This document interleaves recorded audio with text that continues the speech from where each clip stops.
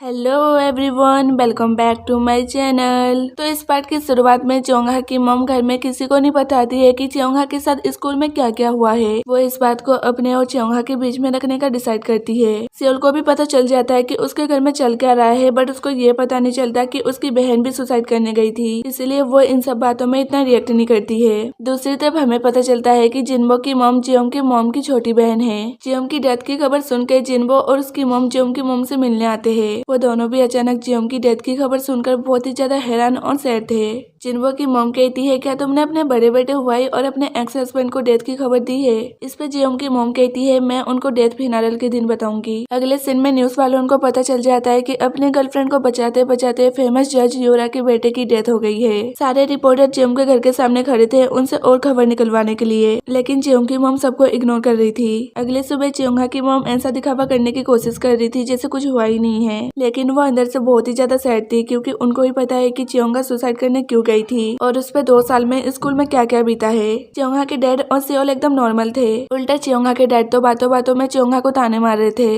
कि इसने तो हमारा नाम डुबा दिया है, हमारी बड़ी बेटी है जो हमारा नाम ऊपर करेगी, ये तो कुछ काम की नहीं है। च्योंगा को बहुत ही बुरा फील हो रहा था, लेकिन वो कुछ नहीं कहती है। च्योंगा की मॉम उनको चिल्लाने लगती है कि आप उसको ताना मारना बंद करो, वो कितना हर्ट हुई है वो आपको नहीं पता है, वो आप नहीं समझोगे, इसलिए उसको और हर्ट करना बंद करो। च्योंगा के डैड कहते हैं, तुम नाराज क्यों हो रही हो, मैं सच्ची तो कह रहा था। यहाँ पर च्योंगा के डैड बुरे नहीं है, बस उनको कुछ पता नहीं है इसलिए वो ऐसा कह रहे हैं। अगले सीन में सियोल को जिन्बो के शॉप की तरफ से कॉल आता है। वहाँ की स्टाफ उससे कहती है, हम आपको ड्रेस स्पॉन्सर कर रहे हैं, आप यहाँ आके जितने चाहे ड्रेस ले सकती हो। ये सुनकर वो बड़ी खुश हो जाती है और ज्यादा ना सोच के शॉप में आके बहुत ही सारी ड्रेसेस ट्राई करने लगती है। ऑफ कोर्स ये सब जिन्बो ने करवाया है। सियोल ड्रेसेस लेकर जाने लगती है तो जिन्बो उसके पीछे आता है और कहता है, तुम इतना सारा सामान अकेले नहीं ले जा सकती, चलो मैं तुम्हें ड्रॉप कर देता हूँ। सियोल भी लाइक, जानना पहचान, मैं तेरा मेहमान। इस पे जिन्बो कहता है, मैं तुम्हें जानता हूँ, तुम न्यूज अनाउंसर किम सियोल हो, तो अब क्या मैं तुम्हें ड्रॉप कर दूँ? सियोल कहती है, बट मैं तो तुम्हें नहीं जानती ना, तो कोई जरूरत नहीं है। और वो जाने लगती है। वो आके एक बस में बैठती है तो जिन्बो भी उसके पीछे आता है और वो भी आके बस में बैठता है, वो भी पहली बार। वो गलती से लेडीज सीट में बैठ जाता है। बेचारे की बस में इंसल्ट हो जाती है, लेकिन फिर भी वो सियोल को देखना नहीं छोड़ता। दूसरी तरफ हमारा हीरो हुआई अपने भाई की डेथ की खबर सुनकर सीधे फिनारल में आता है।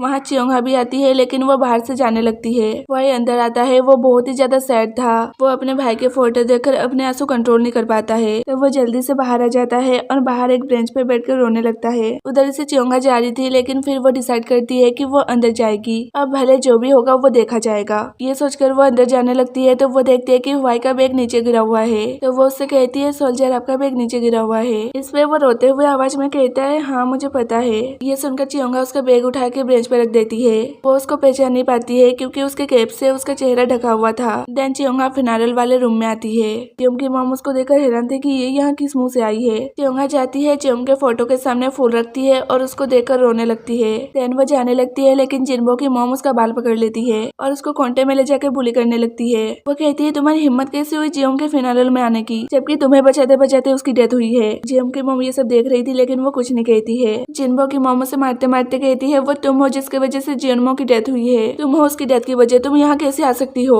अब कुछ ज्यादा ही हो रहा था। ये देखकर जियोंग की मॉम कहती है, बस करो, यहाँ बहुत ही सारे रिपोर्टर्स है, वो देख लेंगे। ये सुनकर जिन्बो की मॉम उसे छोड़ तो देती है, लेकिन उनको बहुत ही गुस्सा आ रहा था। जियोंग की मॉम च्योंगा से कहती है, मैं कुछ नहीं बोल रही हूँ, क्योंकि मैं बहुत ही ज्यादा थकी हूँ, अभी मेरे अंदर इतनी ताकत नहीं है कि मैं तुम्हें कुछ बोल सकूँ, इसलिए चुपचाप यहाँ से चली जाओ। ये सुनकर च्योंगा जाने लगती है, लेकिन बाहर जिन्बो की मॉम उसे पकड़ लेती है और उसे एक रूम में लाती है। जिन्बो की मॉम च्योंगा को घुटने पे बिठा देती है और कहती है, मेरी ओनी जज है, इसलिए उनको इन सब की आदत है, पर मुझे नहीं, इसलिए मैं तुम्हें सबक सिखा के ही रहूंगी। वो च्योंगा के ऊपर पानी डालने लगती है और कहती है, से सॉरी। च्योंगा रो रो के सॉरी कहने लगती है। वो उसे खूब ज्यादा टॉर्चर करने लगती है। तभी वहाँ पर जिन्बो आ जाता है और कहता है, मॉम बहुत हो गया, चलो यहाँ से। इस पे वो कहती है, पर बेटा इसकी वजह से तुम्हारे कजन की डेथ हुई है। ये सुनकर वो कहता है, लेकिन जियोंग यहाँ होता तो वो इसके साथ ऐसा नहीं होने देता। ये सुनकर जिन्बो की मॉम उसे छोड़ देती है और वहाँ से चली जाती है। तो फिर रात हो जाती है, लेकिन च्योंगा अभी तक घर नहीं आती है, इसलिए उसकी मॉम घर के बाहर उसका वेट करने लगती है। तभी च्योंगा आ जाती है तो उसकी मॉम उसे देखकर कहती है, तुम गीले क्यों हो? इस पे वो झूठ कहती है कि वहाँ पर बारिश हो रही थी। च्योंगा की मॉम कहती है, ओ अच्छा, लेकिन उन्होंने तुम्हें वहाँ कुछ बोला तो नहीं ना? च्योंगा कहती है, नहीं, उन्होंने कुछ नहीं बोला। चियोंगा इन सब को लेकर अब अपनी मॉम को परेशान नहीं करना चाहती है। दूसरी तरफ हुआई अपनी मॉम से मिलता है। वो दोनों एक दूसरे को देखकर बहुत ही ज्यादा इमोशनल हो जाते हैं। हुआई की मॉम उसे सब कुछ बताती है, लेकिन ये नहीं बताती है कि उन्हें चियोंगा के ऊपर शक है। यही कि उन्हें लगता है कि चियोंगा उसकी गर्लफ्रेंड नहीं है। इसके बाद अगले सुबह हम देखते हैं सियोल एक ब्लाइंड डेट पे आती है, जो कि उसकी एक जान पहचान की आंटी ने अरेंज किया था। उन्होंने कहा था वो लड़का बहुत ही ज्यादा रिच है, लेकिन वो डाइवोर्सियर है। वो अपनी वाइफ को मारता था, इसलिए उसकी वाइफ ने उससे डाइवोर्स ले लिया। लेकिन चियोंगा को तो इन सब चीजों से कोई फर्क नहीं पड़ता, क्योंकि बस उसको रिच हस्बैंड चाहिए, भले वो डाइवोर्सियर हो या फिर लड़की उनको मारता हो। यहाँ ब्लाइंड डेट में उस आदमी की जगह जिन्बो आ जाता है, लेकिन ये सियोल को नहीं पता होता है। सियोल को लगता है जिन्बो वही डाइवोर्सियर है। वो जिन्बो को देखकर सोचती है ये तो कल मुझे रास्ते में मिला था, कहीं ये मेरी जासूसी तो नहीं कर रहा है कि मैं कैसी लड़की हूँ। जिन्बो उसको घूरने लगता है तो वो कहती है तुम मुझे घूर क्यों रहे हो। वो कहता है मुझे यहाँ पर मजा नहीं आ रहा है, मुझे हिट करने में ज्यादा मजा आता है, तो क्या हम गोल्फ खेलने चले। चियोंगा सोचती है आंटी ने कहा था कि इस लड़के उनको मारने में ज्यादा मजा आता है, क्या ये मुझे गोल्फ की जगह पे ले जाकर मारने वाला है। वो कहती है लेकिन मुझे गोल्फ खेलना पसंद नहीं है। इस पे जिन्बो कहता है तो चलो बॉलिंग करने चलते हैं। सियोल कहती है देखो मैं साफ साफ बता देती हूँ, मैं लव में बिलीव नहीं करती और मैं तुमसे लव कर भी नहीं सकती हूँ, तुम एक डाइवोर्सियर हो। जिन्बो भी उसके पीछे पीछे कहता है मैं एक डाइवोर्सियर हूँ, तुम अपनी वाइफ को मारते थे, मैं अपनी वाइफ को मारता था, तुम बिना सोचे समझे लड़के उनको मारते हो, मैं बिना सोचे समझे लड़के उनको मारता हूँ। यू मीन मैं एक बहुत ही बुरा इंसान हूँ, है ना। सियोल कहती है हाँ, इसलिए मैं तुमसे शादी करने से पहले मार्शल आर्ट, कung फू और बॉक्सिंग सीखूंगी। ये सुनकर जिन्बो कहता है इसकी कोई जरूरत नहीं है, फ्लावर्स के अंदर मेरा कार्ड है, तुम देख सकती हो। सियोल उसका कार्ड देखकर एकदम हैरान रह जाती है, क्योंकि वो एक कंपनी का मालिक है। उसने जितना सोचा था ये तो उससे 100 गुना रिच है। जिन्बो कहता है कभी मेरी शादी नहीं हुई है, तो मैं डाइवोर्सियर भी नहीं हूँ, मैं हमेशा से सिंगल था और हूँ, मैंने कभी किसी लड़के उनको भी नहीं मारा है। तो क्या प्लान है तुम्हारा मेरे से शादी करने का। आपको क्या लगता है उसका आंसर क्या होगा। ऑफ कोर्स वो हाँ कह देती है, वो इतना अच्छा अपॉर्चुनिटी कैसे छोड़ सकती है।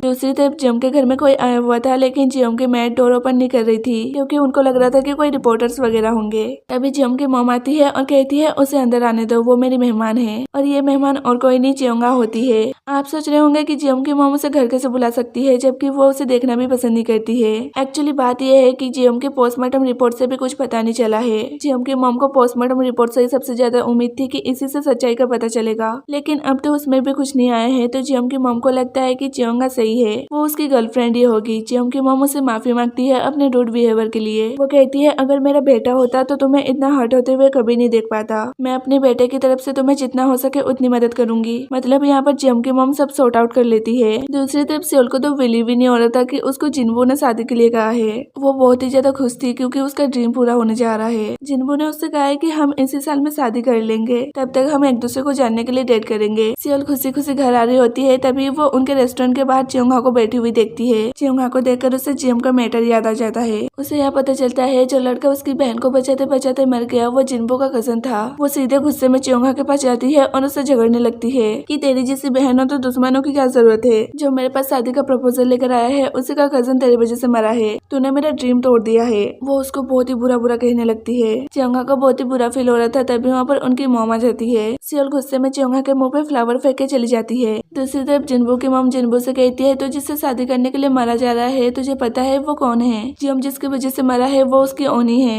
ये सुनकर वो एकदम शॉक्ड रह जाता है। दूसरी तरफ सियोल चियोंगा का चेहरा भी नहीं देखना चाह रही थी। सियोल जिन्बो का कार्ड अपने डैड को देती है और कहती है इस लड़के ने मेरे से शादी का पूछा है। ये सुनकर उसके डैड बहुत ही खुश हो जाते हैं और कहते हैं तुम तो ग्रेट हो मेरी बेटी, तुमने कमाल कर दिया, इतना अमीर लड़का तुमसे शादी करेगा तो तुम्हारी लाइफ बन जाएगी। इस पे सियोल कहती है बट इस चुड़ैल की वजह से नहीं बन सकती है, क्योंकि इसको बचाते बचाते जिसकी डेथ हुई है वो जिन्बो का कजन है, और ये जानकर वो मुझसे शादी कैसे कर सकता है। इसमें वो तो क्या उसकी फैमिली भी नहीं मानेगी। वो रोने लगती है कि इस लड़के ने मेरी पूरी जिंदगी खराब कर दी है। चियोंगा एकदम चुप थी, वो कुछ नहीं कहती है। वो रो रो के अपने रूम में चली जाती है। उनकी मॉम भी कुछ नहीं कहती है और वो भी चली जाती है। चियोंगा के डैड उससे कहते हैं तुम इस घर से चली क्यों नहीं जाती हो, तुमने इस घर का नाश करके रखा है, तुम तो सुसाइड करने गई थी ना, वहाँ मर क्यों नहीं गई, काश मर जाती तो ये दिन नहीं देखना पड़ता। यार उसके डैड को इतना बुरा नहीं बोलना चाहिए था। अगर यही चीज मॉम कहती तो इतना बुरा नहीं लगता, बट डैड कहते हैं तो बहुत ही बुरा फील होता है। तो फिर रात को चियोंगा टेरिस में बैठ के स्काई को देख रही होती है। वो कहती है तुमने कहा था जब भी तुम्हें अकेला फील होगा तो तुम स्काई की तरफ देखना, तब मैं एक मैजिक कर दूंगा और तुम्हें अकेला फील होगा ही नहीं, तुमने ये झूठ बोला था जियोंग। तभी रस्सी से उसके कंधे पे एक स्वेटर गिर जाता है। वो उस स्वेटर को देखकर खुश हो जाती है और उसे ओढ़ लेती है और कहती है thank you my friend, I miss you. तो फिर ऐसे 1 साल बीत जाते हैं। भाई को हम यूएसए में देखते हैं। वो वहाँ के एक यूनिवर्सिटी में स्टडी कर रहा है और ये पार्ट यहीं पर खत्म हो जाता है। बाकी सब के बारे में तो हमें अगले पार्ट में ही पता चलेगा। तब तक के लिए bye bye and take care.